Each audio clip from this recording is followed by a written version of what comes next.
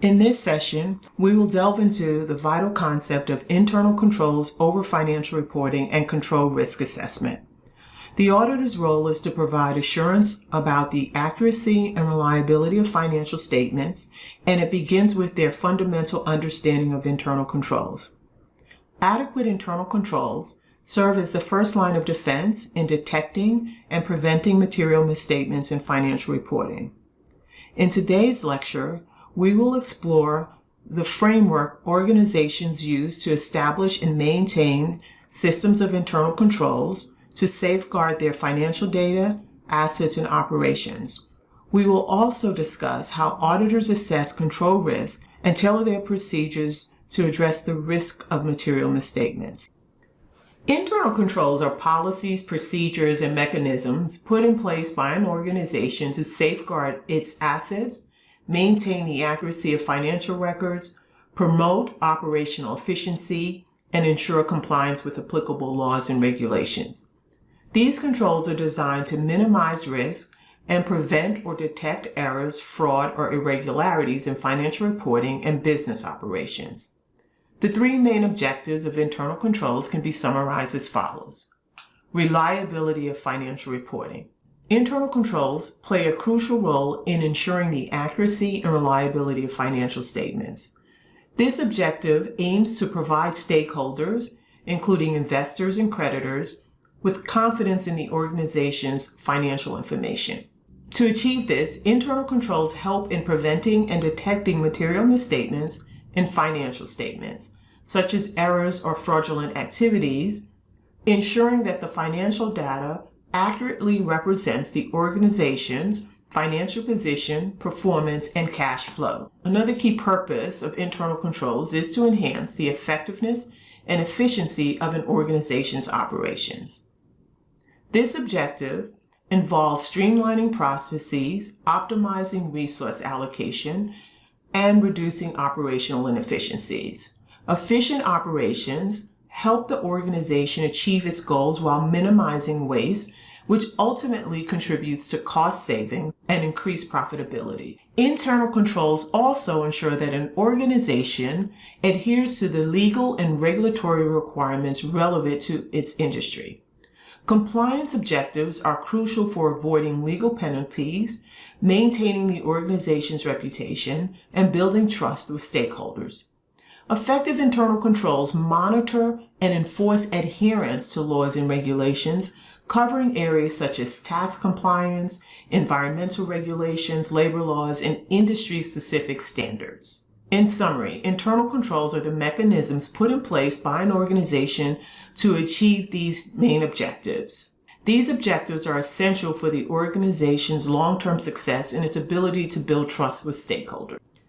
There are inherent limitations in any system of internal controls that can potentially compromise their effectiveness. For example, many internal controls rely on human judgment and decision-making. While well-trained and diligent employees can significantly enhance the control environment, human judgment is fallible. People may make errors due to lack of knowledge, misunderstanding of policies, or even negligence. Moreover, different individuals may interpret and execute controls differently, leading to inconsistency. Collusion is another example. Collusion refers to two or more individuals working together to intentionally circumvent internal controls for illicit purposes. Even the most robust control systems can be undermined if employees conspire to commit fraud or misconduct. Collusion can be difficult to detect as it often involves individuals bypassing controls with the knowledge of their co-conspirators. Management holds a unique position of authority within an organization and can override internal controls. While management typically approves transactions, they may abuse this authority to manipulate financial statements or engage in fraudulent activities. Such overrides can be challenging to detect because management often has the power to suppress or alter audit trails or evidence of their actions. These inherent limitations in internal controls means that no system can be entirely foolproof. Auditors are aware of these limitations and design their audit procedures to address these risks. This may involve testing the controls themselves, looking for evidence of collusion, and assessing the potential for management override. Additionally, auditors may employ techniques like forensic accounting to uncover hidden fraud or misconduct that has evaded control mechanisms. A cost-benefit analysis is a fundamental consideration for organizations. Organizations must examine the trade-off between cost and effectiveness of internal controls. This involves finding the right balance between the resources invested in implementing and maintaining internal controls and the benefits derived from those controls. Organizations have to consider their risk tolerance, financial capacity, and strategic objectives while trying to obtain the right balance. Management and auditors have distinct but complementary responsibilities when it comes to internal controls over financial reporting. These responsibilities are integral to the audit process and financial reporting transparency. Management's responsibilities include establishing and maintaining internal controls. Management is responsible for designing, implementing, and maintaining an effective system of internal controls. These controls should ensure the reliability of financial reporting, safeguarding assets, and ensuring compliance with laws and regulations. Management is also responsible for assessing the effectiveness of internal controls. They must assess the effectiveness of internal controls over financial reporting and provide an annual evaluation of its effectiveness. This evaluation should identify any material weaknesses in the controls. Material weaknesses are significant deficiencies or deficiencies that individually or collectively could result in a material misstatement in the financial statements. Management must also disclose any material weaknesses in internal controls over financial reporting to external stakeholders, including shareholders and regulatory bodies, as a part of the company's annual report of Form 10-K filings.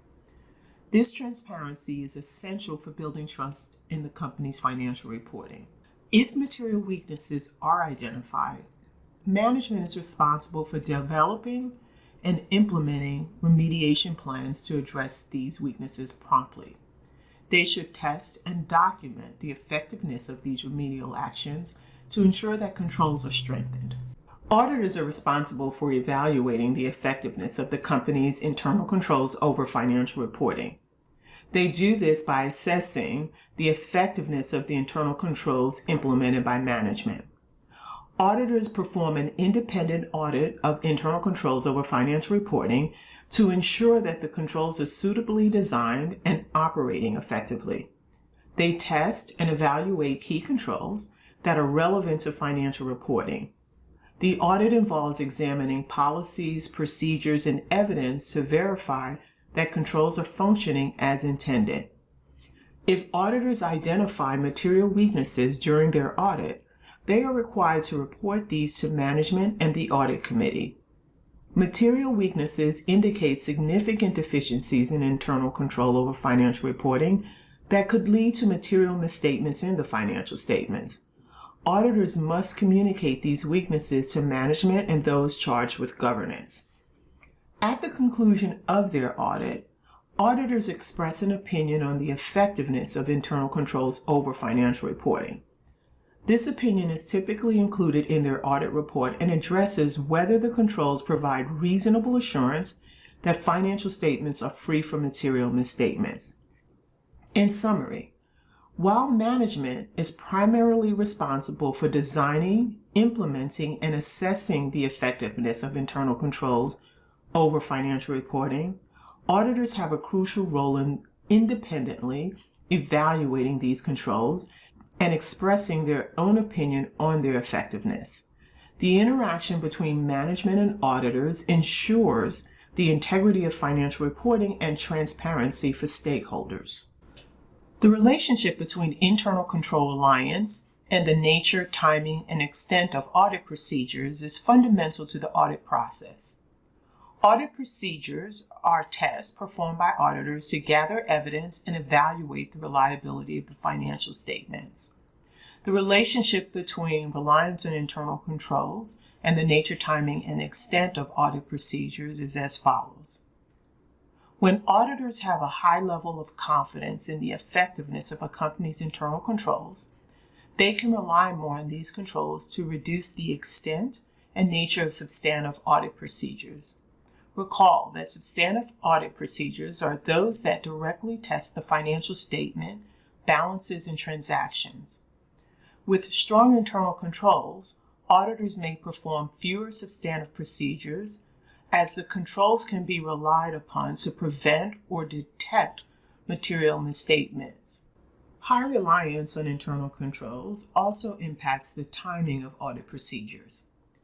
When auditors have a high degree of confidence in the internal controls, they may choose to perform some of the audit procedures earlier in the audit timeline. Auditors can focus on testing controls early in the audit and use the results to inform subsequent substantive testing. High reliance also impacts the extent of audit procedures. When internal controls are strong, auditors can perform a smaller extent of substantive procedures. This means they can sample fewer transactions or account balances because they can rely on the controls to catch errors or irregularities. Auditors can use sampling methods that require fewer items to be tested.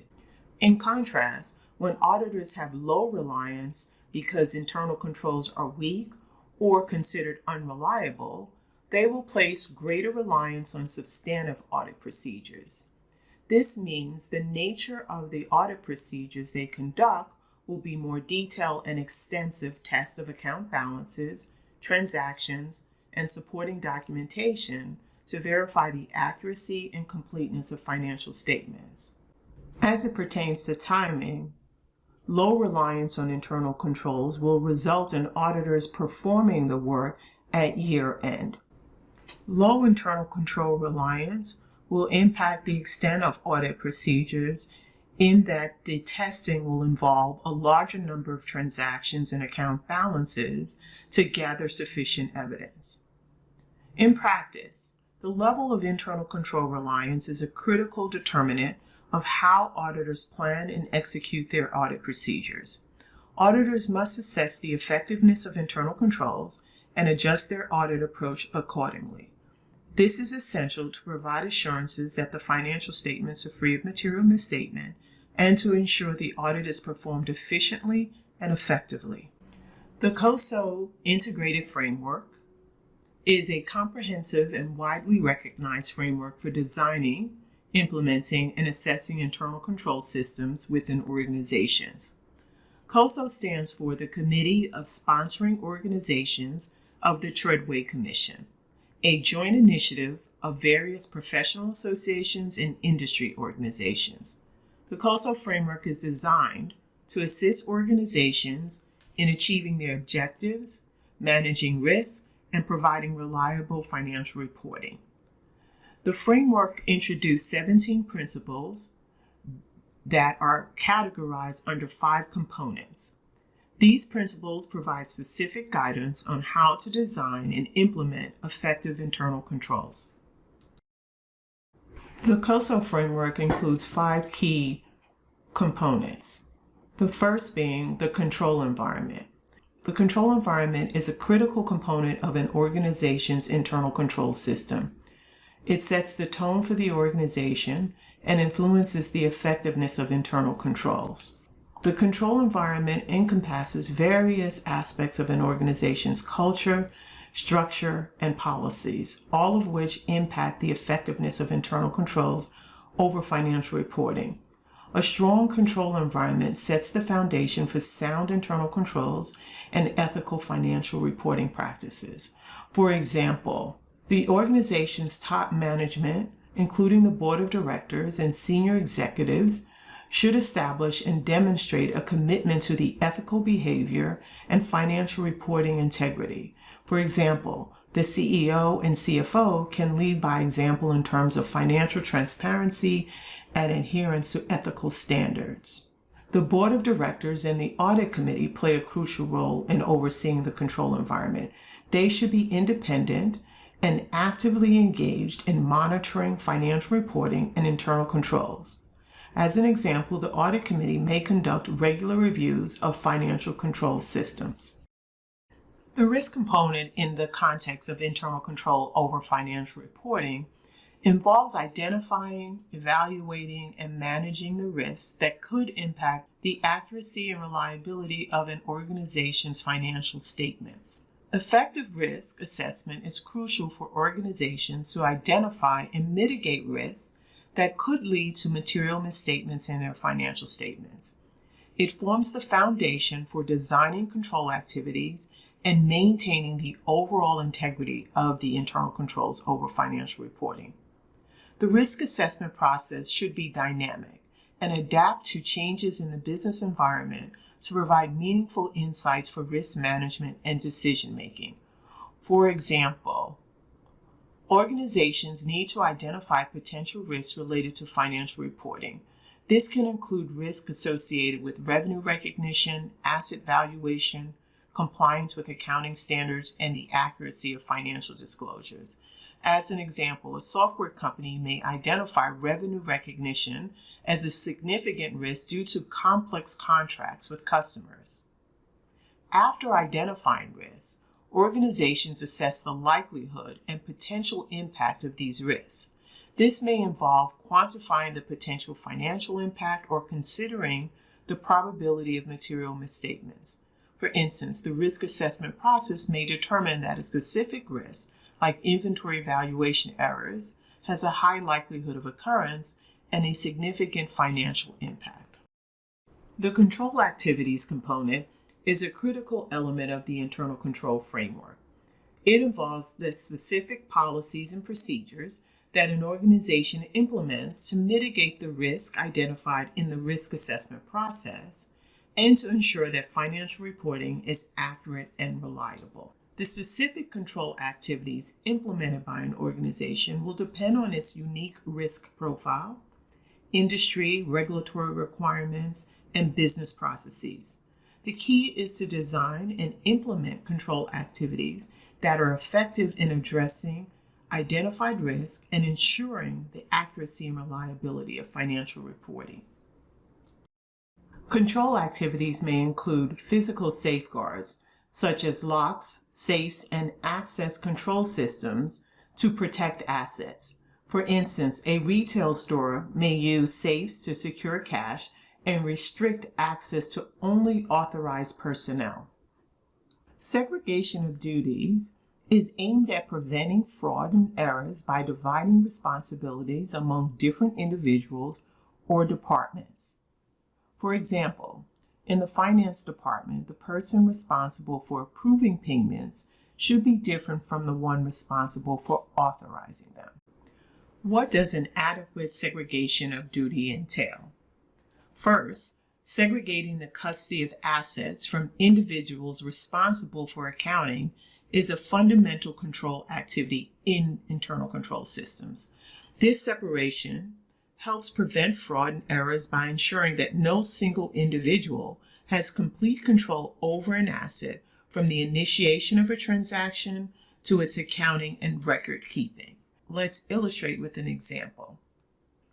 Imagine a small retail business that sells electronics. In this business, there are two key roles involved. The cashier is responsible for handling customer payments, including cash, credit card payments, and checks. Their primary role is to collect money from customers and issue receipts. The accountant is responsible for recording all financial transactions, including sales, in the company's accounting system. They also reconcile the cash register and bank statements, prepare financial reports, and ensure compliance with accounting standards. In this scenario, segregation of duties would involve ensuring that the cashier who has custody of assets, cash and checks, is not responsible for recording these transactions in the accounting system.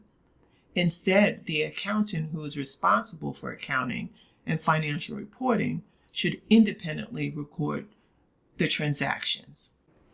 This separation of duties helps prevent common financial fraud scenarios, such as a cashier pocketing cash payments without recording them in the accounting system. It also reduces the risk of errors in financial reporting, as multiple individuals are involved in different stages of the process, providing a system of checks and balances. Segregating the custody of related assets from individuals responsible for the authorization of transactions is another crucial internal control activity.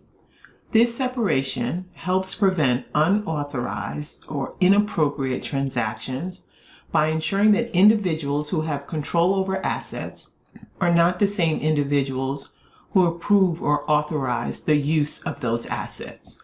Here's an example to illustrate. Consider a medical clinic that bills patients for healthcare services. In this scenario, two key roles are involved.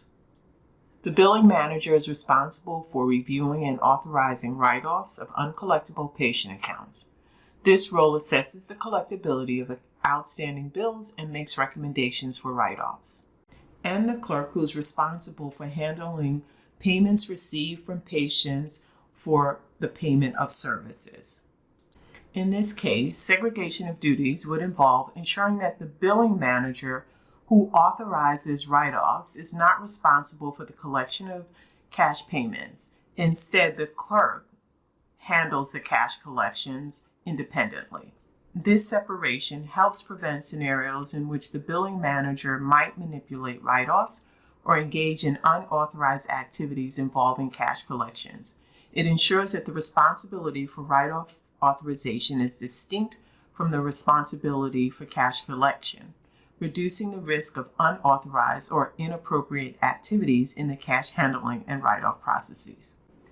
Segregating operational responsibility from record-keeping responsibility is aimed at ensuring that individuals or roles responsible for executing operational activities are not the same individuals responsible for maintaining records or financial documentation.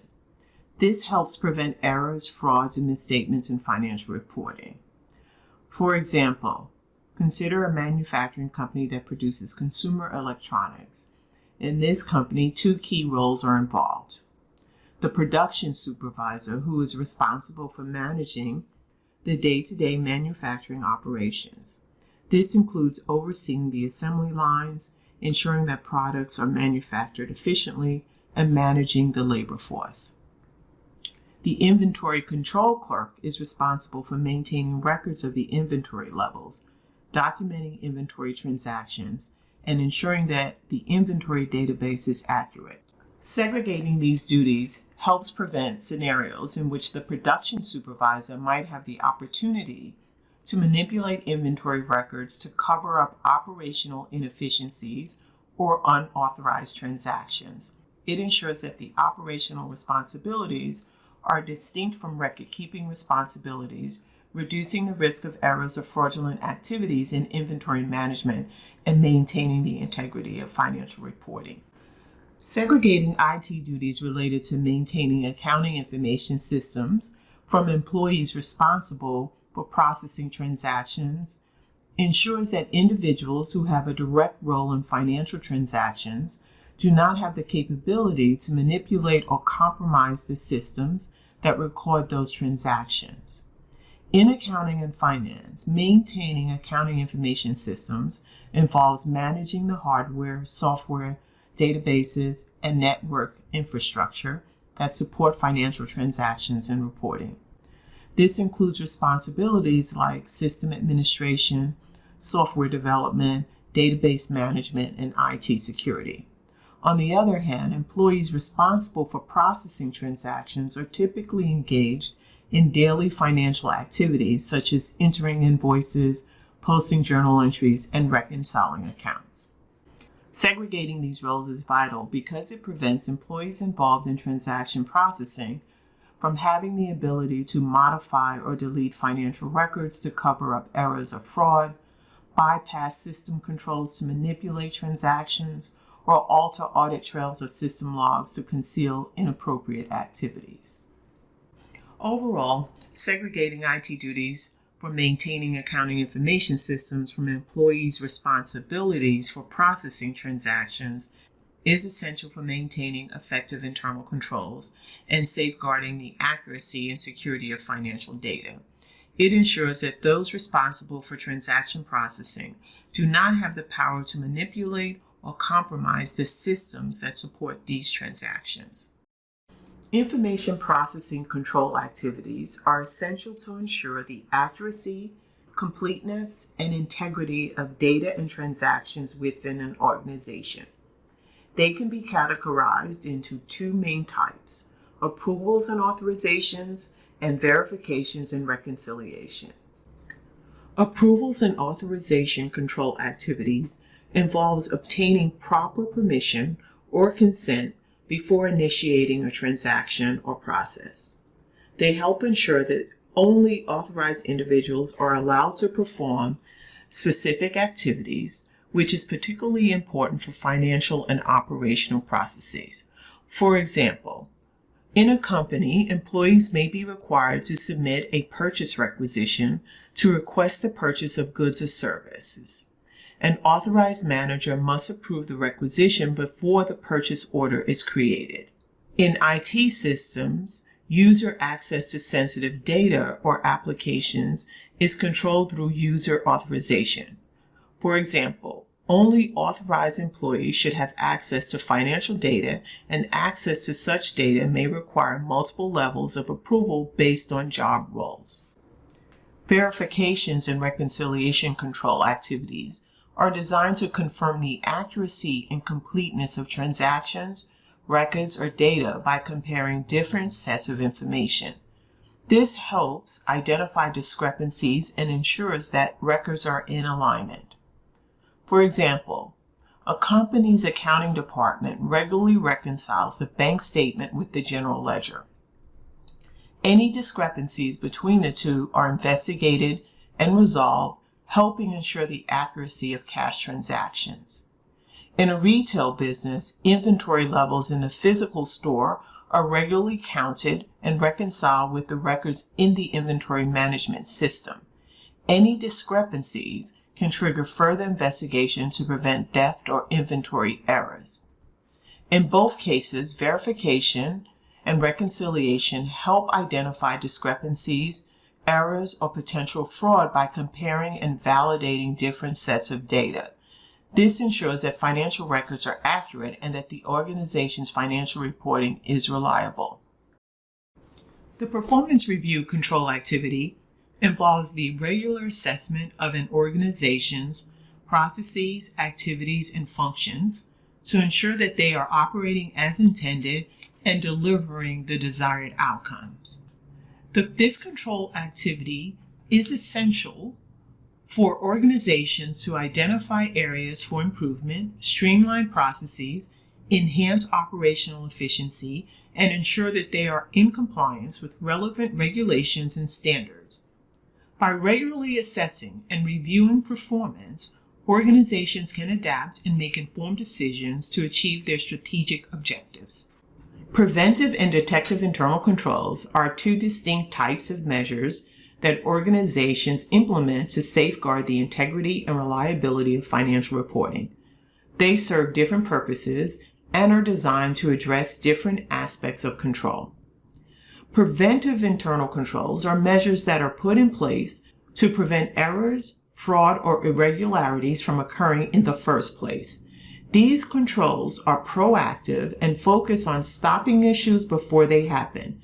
They are often considered the first line of defense in internal control systems. For example, the three-way match is a well-established preventive control in the acquisition and expenditure cycle of a business. It's designed to ensure that the organization pays its suppliers accurately and only for legitimate and properly authorized invoices. This control involves comparing three key documents. The purchase order.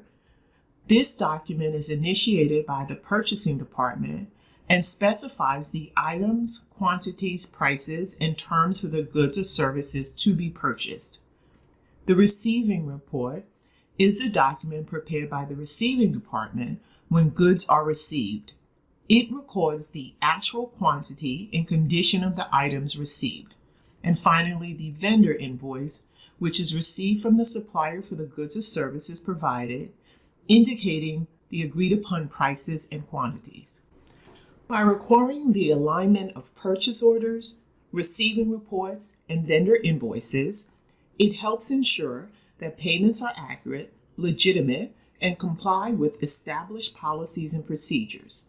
This control reduces the risk of financial errors and fraud in the acquisition and expenditure cycle. Detective internal controls are implemented to identify and detect errors, frauds, or irregularities that may have occurred after they have already happened. These controls are reactive and aim to identify issues as early as possible, allowing for timely corrective actions. Reconciliations are an example of a detective control. Periodic reconciliations, such as bank reconciliations, help detect discrepancies between financial records and external sources. For example, a monthly bank reconciliation identifies discrepancies in recorded transactions and the actual bank statement.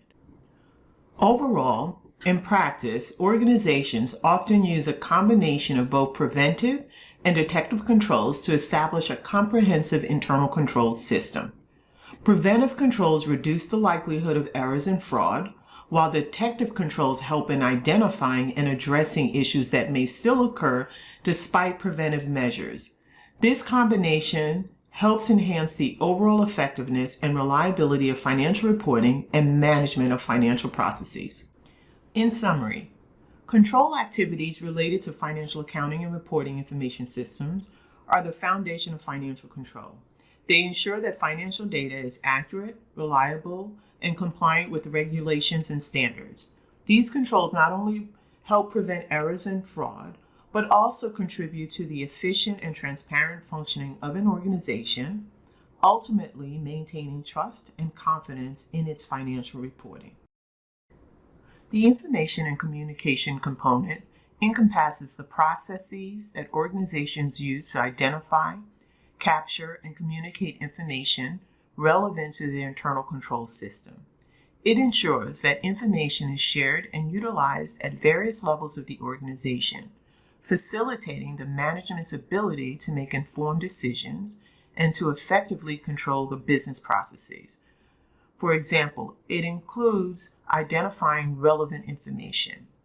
Organizations must identify the key information required for effective control of their financial reporting processes. This includes understanding the data and information flows essential to financial reporting. It also includes communication with internal and external stakeholders. Information must flow between different levels and functions within the organization. Additionally, it must also be communicated externally, such as to auditors, regulators, and shareholders. Monitoring activities are ongoing processes designed to assess and ensure that internal controls are functioning as intended. They provide oversight and feedback, helping organizations identify and address control deficiencies and weaknesses. Internal and external audits, automated controls monitoring, and management reviews play key roles in these monitoring activities. For example, an internal audit department regularly conducts audits of financial processes and control procedures.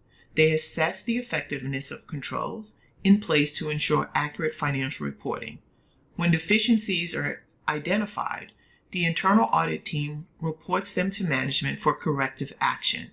For instance, if they find that segregation of duties is not effectively enforced in the procurement process, management can implement changes to address this deficiency.